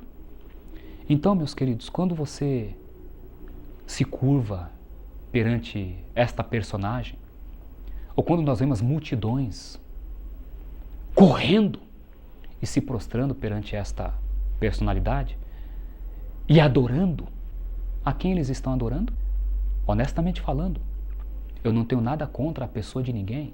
O que se condena é as práticas antibíblicas. Deus odeia o pecado, mas ama o pecador. Esses pecadores envolvem todos os homens. Todos. Estão dispostos a se arrepender? Eis a questão. Ou vão insistir na rebelião? Eis aí o ponto-chave. Porque Apocalipse vai nos dizer que foi dado tempo a Tiatira para ela se arrepender. Mas ela não se arrependeu. Aquela mulher que se diz profetiza, que fica ensinando os servos de Deus a sacrificar diante dos ídolos. Está lá, em Apocalipse, capítulo 2 e 3. A fase das igrejas, ela não se arrependeu. Não vai se arrepender. Ela vai prosseguir na sua rebelião contra o céu, até que desça fogo do céu e destrua ela e todos os que estão deitando na cama e se prostituindo com ela. E eu me refiro aos reis da terra. Entendeu? Então tá aqui, ó. O que é o número da besta? 666. É o número de homem. De que homem? O pontífice do Vaticano. Sinto muito. A verdade dói, mas é a única que cura. O que é o nome? A Igreja Católica ensina que o insondável mistério que chamamos Deus revelou-se à humanidade como uma trindade de pessoas, Pai, Filho e Espírito Santo. Catecismo Católico de hoje, página 11.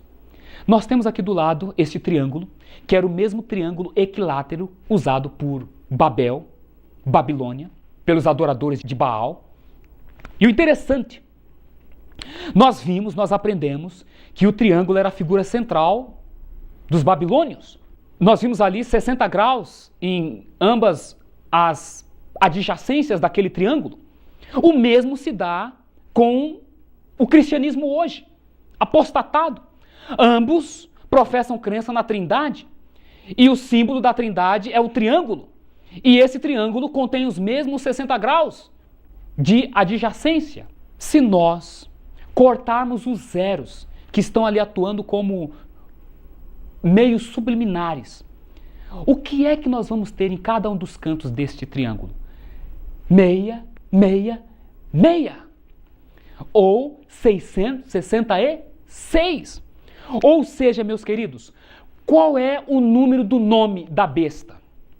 O número é 666. E qual é o nome? É a Trindade. E a Trindade é o quê? É o mistério central da Igreja Católica, que está sendo aceito pelas demais denominações religiosas, inclusive as protestantes. É por isso que o insondável mistério da Igreja Católica revelou-se à humanidade como uma Trindade de 3 pessoas, Pai, Filho e Espírito Santo, cada um ocupando o quê? Uma posição. E veja bem, 6 de um lado, 6 do outro e 6 no outro. Aqui nós temos o mistério, o nome sendo desmascarado. Eis aqui o mistério da iniquidade. A coisa está aqui clara, transparente, aberta ou não? Mas que por muitos anos, ou podemos dizer até séculos, ficou oculta aos nossos olhos. Mas Deus ama o seu povo, a sua igreja. E Ele não vai deixar que ela seja enganada, exceto aqueles que fizerem vistas grossas a estas coisas. É por isso que hoje nosso Deus e seu Filho Jesus Cristo, através de seu Espírito, está nos revelando estas coisas. Esta revelação está chegando a você. Diga amém aí, dê um glória aí. Porque isso aqui, ó, é a verdade que liberta das trevas, do engano e da superstição, da tradição que tomou o lugar do mandamento. Um número para cada uma das 3 pessoas da Trindade, 666. Temos o número do nome do mistério central da Babilônia atual. Tá aqui, ó. Tá? Pode pesquisar, pode examinar, não estou dizendo para acreditar em mim assim, não. Vá conferir, não tem para onde fugir. Esta é a verdade. Ou se aceita, ou se rejeita. Não tem para onde fugir, meus queridos. Não tem. Sinal. Domingo, Sunday, dia do sol, Deus Baal. Número 666. 3 números iguais, ocupando a mesma posição. Nome, mistério, Trindade, Baal. Deus Pai, meia. Deus Filho, meia. Deus Espírito Santo, meia. 3 pessoas coeternas, iguais e ocupando a mesma posição. Vimos que o símbolo pagão da Trindade é um triângulo. Cada adjacência deste triângulo, como é comum, tem 60 graus. Logo, cortando os zeros, quebramos o aspecto subliminar e temos então 666, ou seja, o número do nome. Apocalipse 13, 17. Assim como no mandamento do sábado temos o sinal sábado, número 7 e o nome Jeová, no dogma dominical temos o sinal domingo, número 666 e o nome Baal. Então está aqui, meus queridos, sendo revelado diante da tela da sua televisão, ou do seu computador, ou de qualquer meio eletrônico que seja, o mistério da iniquidade. O mistério da iniquidade é a doutrina central de Babilônia. Babilônia é essa, que vai ser desmascarada, e já está sendo, com respeito à profecia de Apocalipse 18. Um anjo desce do céu, ilumina a terra com a sua glória. Este anjo representa os mensageiros de Deus, que vão se levantar no poder do Evangelho eterno, a mensagem da justificação pela fé, proclamando que nós podemos vencer o pecado sim, que nós podemos obedecer a Deus a despeito, apesar das forças em oposição. E também que este mesmo movimento, esse mesmo grupo de pessoas, este mesmo grupo de homens e mulheres vão desmascarar Babilônia, vão dizer forte voz, caiu, caiu Babilônia, porque o engano, o mistério central, o mistério da iniquidade vai ser exposto, vai ser escancarado perante a sociedade mundial. Entendem? Estas coisas já estão tendo lugar, elas já estão se cumprindo, porque o anjo já está, através dos servos e das servas de Deus, clamando com grande voz. O teólogo evangélico Ir Murray, comentando o número 666, diz: o dragão desenvolveu a trindade forjada em seu conflito espiritual contra a igreja. Bíblia de Estudo Plenitude, página 1361. Nós temos aqui uma declaração de um dos teólogos da cristandade dizendo que o número 66 é um esforço do dragão, e você já sabe, é Lúcifer, aquele anjo caído, que haveria de desenvolver uma trindade a fim de entrar num conflito contra a igreja. Ou seja, Satanás tentou formar uma trindade no céu. Na hierarquia era Deus Pai, Jesus Cristo, Filho de Deus, e vinha logo em seguida a ele, Lúcifer. Ele tentou entrar nos conselhos do Pai e do Filho, tentou formar uma trindade. Como não conseguiu, foi expulso, vai tentar fazer aqui na terra. Quem é hoje aquele que ocupa o lugar de Lúcifer no céu? É o anjo Gabriel, que trouxe a revelação para João na ilha de Pátimos. O que diz o verso 1 de Apocalipse, capítulo 1? Revelação de Jesus Cristo, a qual Deus lhe deu, e pelo seu anjo a notificou e a enviou a seu servo, João. Olha a hierarquia, ó. Deus o Pai dá revelação para Jesus Cristo, seu Filho, que passa para o anjo Gabriel, que entrega para João. Onde está o terceiro aí advogado pelos trinitarianistas? Não estamos dizendo que não cremos no Espírito Santo? A Bíblia fala sobre o Pai, o Filho e o Espírito Santo, e eu creio no Espírito Santo. Creio nos dons espirituais, creio que o Espírito Santo nos guia, nos conforta, nos consola. Tudo que a Bíblia ensina, o que os apóstolos ensinam. Agora, creio que o Espírito Santo é um terceiro Deus e que deve ser adorado? Negativo. Não existe um verso na Bíblia que diga que nós devemos adorar o Espírito Santo. A Bíblia ensina que é só o Pai e o Filho que devem ser adorados. Apocalipse 4 e 5, para tirar suas dúvidas, só de começo. Hebreus capítulo 1, Deus vai estar ordenando que seu Filho seja adorado. Mais ninguém. Quem é o terceiro aí na Trindade? É aquele lá, ó. Baal, o Deus Sol, a família Trina, para imitar o Pai e o Filho, corromper o cristianismo e levar os servos e as servas de Deus a beber do vinho de Babilônia e estar embriagado de tal forma que, por mais que você esclareça essas coisas, o povo continua não entendendo. É embriaguez espiritual, vinho de Babilônia. Você está falando a Trindade não tem base na Bíblia, a Trindade é babilônica, a Trindade é... E o povo, não, confusão. É o próprio significado do termo Babilônia. Confusão de língua, confusão de interpretação, confusão de palavra. Mas está aqui, ó, a verdade que liberta. Queres tu ser liberto pela verdade? Creia no assim diz o Senhor. Está aqui, ó, a palavra do Eterno. Amém? Apocalipse 13, verso 4 nos diz: e adoraram o dragão que deu a besta ao seu poder, e adoraram a besta todos os que habitam sobre a terra, esses cujos nomes não estão escritos no livro da vida do Cordeiro. Se alguém tem ouvidos, ouça. Então está aqui, meus queridos, adorando a besta, adorando numa falsa doutrina, eu estou adorando o dragão, porque o dragão deu à besta o seu poder, e todos os que se submeterem à besta vão estar então prestando uma falsa adoração, e por isso, infelizmente, vão se perderem. Por quê? Não quiseram estar escritos ou permanecer escritos no livro do Cordeiro que foi morto desde a fundação do mundo. A propósito, leia o livro do Apocalipse. Você vai ouvir falar somente o quê? Deus, o Pai, Jesus Cristo, seu Filho. Pode perceber ali a íntima relação, o Cordeiro de Deus e Deus, sempre. Você não vai ver outras questões ali. O livro do Apocalipse e o livro de Daniel é os livros que mais lança por terra a doutrina da Trindade. Examine. Se há 2 livros na Bíblia que desmascaram a Trindade, são os livros de Daniel e Apocalipse. Daniel capítulo 7, do ancião de dias, que é Deus o Pai, que está sentado no trono. E lá vai apresentar o Filho do Homem, que é Jesus Cristo. E Apocalipse 4 e 5, que vai dizer a mesma coisa. A suprema majestade que se assenta no trono e Jesus Cristo, o Cordeiro de Deus, que foi morto, que é digno de tomar o livro daquele que está sentado no trono. Os próprios livros proféticos de Daniel e Apocalipse lançam a Trindade por terra. Existe um movimento que foi fundamentado na profecia. E esse movimento vai triunfar se permanecer na profecia. Está tendo um grupo de pessoas que está permanecendo na profecia. Agora, aqueles que estão se afastando da profecia estão indo para um caminho de engano e perdição. Infelizmente. Ainda há tempo. Eles podem voltar, se assim o quiserem. Conclusão. A conclusão que nós chegamos, então, é aquela na qual nós começamos. Adoração e obediência.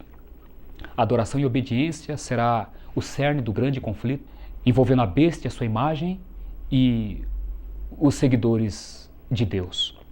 Nós temos aqui ao fundo alguns símbolos envolvendo a maçonaria, os Illuminati, envolvendo o catolicismo, envolvendo o protestantismo. Estão todos relacionados, estão todos aí fechados.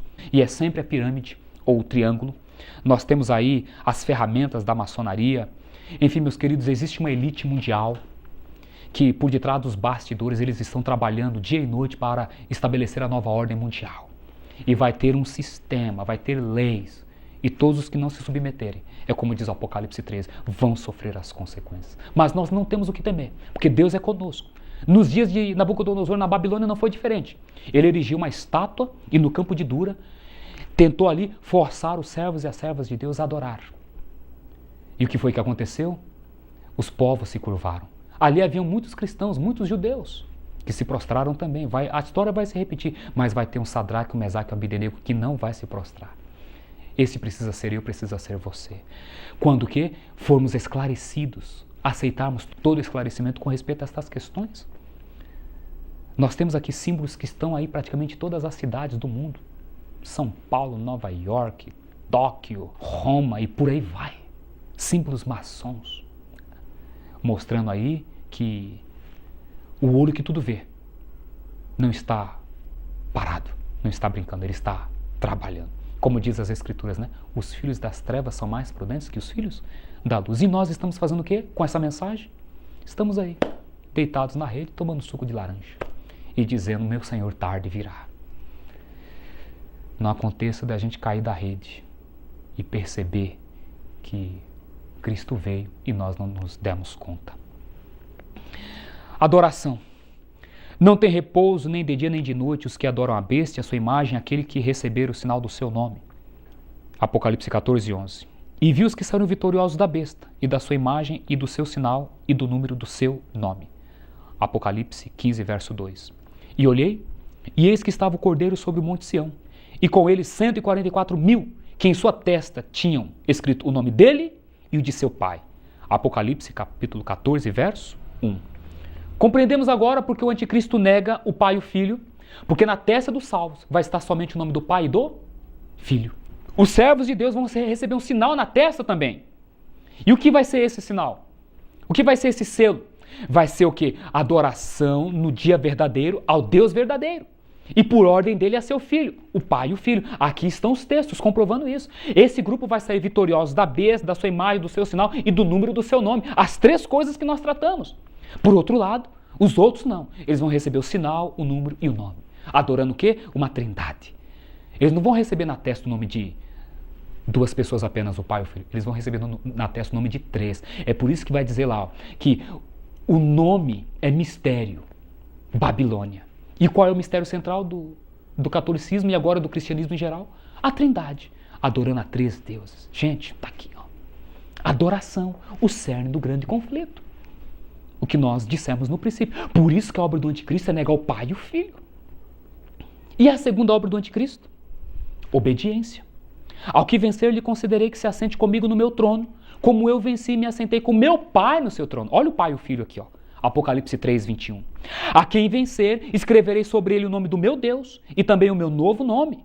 Apocalipse 3, 12. Acerca de seu filho, que nasceu da descendência de Davi segundo a carne, Romanos 1, 3. Olha aqui a Bíblia dizendo aqui, ó, Cristo nasceu da descendência de Davi segundo a carne. Cristo veio com a natureza humana, não pecadora, mas pecaminosa. Não confunda natureza com pecado. Pecado é a transgressão da lei, natureza é uma condição humana. Eu só cedo se eu quiser. O inimigo sugere o pecado. Eu só caio se eu consentir. Cristo foi tentado no âmago da natureza humana e jamais consentiu. Pela graça dele atua na nossa vida, nós podemos vencer como ele venceu. Isso significa obediência. Nem toda carne é uma carne. Nem toda carne é uma mesma carne, mas uma é a carne dos homens e outra é a carne dos animais. 1 Coríntios 15, 39. O que Paulo está nos ensinando? Uma é a carne do homem, outra é a carne do peixe, outra é a carne da ave, mas a carne humana é uma só. Que carne humana Cristo veio? Meu querido, na única que existe! Mas agora vem dizendo que Cristo veio numa carne que não a minha. Que absurdo! Onde nós vamos parar? É obra do anticristo, que nega que Cristo vem em carne. Pecaminosa. Percebe, meus queridos, o segundo engano do anticristo, que nega que Cristo vem em carne? Porque ele não quer que você vença como ele venceu. Ele não quer que você entenda que você pode vencer como Cristo venceu, conforme os textos que nós acabamos de ler. É por isso que o segundo aspecto da terceira mensagem angelical é obediência. O primeiro, adoração, e o segundo, obediência. Nisso jaz o cerne do mistério da iniquidade. Compreendemos também agora, porque o anticristo nega que Cristo vem em carne. Qual que é o resumo final então disso? Porque já muitos enganadores entraram no mundo, os quais não confessam que Jesus Cristo veio em carne. Este tal é o enganador e o anticristo. Todo aquele que prevarica e não persevera na doutrina de Cristo não tem a Deus. Quem persevera na doutrina de Cristo, esse tem tanto o Pai como o Filho. 2 João, versos 7 a 11. Está aqui o resumo final. O próprio apóstolo João, que escreveu o livro do Apocalipse, está agora aqui, ó, nos dando os detalhes na epístola com respeito à obra do anticristo, o mistério da iniquidade, o filho da perdição, Babilônia, enfim, todas essas coisas envolvendo a nova ordem mundial. Ele resume tudo isso, novamente, no texto aqui, ó. Não confessa que Cristo vem em carne, é anticristo. E esse não tem nem o Pai e nem o Filho. Eis aí o mistério da iniquidade oculto na própria cristandade. Depois da Bíblia, o livro sagrado do nosso Deus, nós temos um livro que é um dos mais odiados por Satanás. Eu estou me referindo ao livro O Grande Conflito, publicado pela Casa Publicadora Brasileira. Verdade é que este livro aqui, O Grande Conflito, ele não está completo, porque o livro O Grande Conflito ele é em torno de mais ou menos 700, 800 páginas. Este é o condensado. Mas certamente, de repente, seja esse que você tem aí na sua estante. Você pode ter adquirido com pessoas que bateram na sua porta, falando sobre saúde, e então você, ao comprar o livro de saúde, recebeu também esse livro. Se você quiser se aprofundar sobre as questões que eu acabei de expor agora nesta palestra, leia este livro. Se você não tem o livro, faça contato conosco. No nosso último slide aqui vai estar o nosso contato. Será uma alegria, um enorme prazer em poder passar este livro a você. E maior alegria ainda em saber que você está lendo este livro, que vem com mais de 1000 passagens bíblicas explicando detalhadamente muitas das questões envolvendo o conflito dos séculos, a grande controvérsia entre Cristo e Satanás. Leia a Bíblia e medite nas questões históricas, política, religiosa, financeira, civil, conforme descrita nesse livro. Eu tenho certeza, a sua fé vai ser muito mais estabelecida e você ainda muito mais confirmado nesta palavra. O livro O Grande Conflito, publicado pela Casa Publicadora Brasileira, que vem aí comentando muitas questões envolvendo o conflito dos séculos, a saber, os livros de Daniel e os livros de Apocalipse. Então, meu amigo, minha amiga, meu irmão, minha irmã, esta é a mensagem que nós dispomos, que nós calamos no nosso coração durante algum tempo, porque nós não compreendíamos todas as implicações da mesma, mas mediante a iluminação do Espírito de Deus, nós então compreendemos todas as questões envolvendo a mesma e nos dispomos a colocar a público, a fim de que o povo de Deus saiba o que é a verdade e vença em nome do Senhor Jesus, para a glória de Deus Pai e de seu Filho, nosso Senhor e Salvador Jesus Cristo. O meu apelo é que você, meu querido, se submeta unicamente a um assim diz o Senhor. O meu apelo é que, tendo você compreendido as questões envolvendo o mistério da iniquidade, você possa, de agora em diante, adorar unicamente o Pai e o Filho e acreditar que você pode guardar todos os mandamentos de Deus.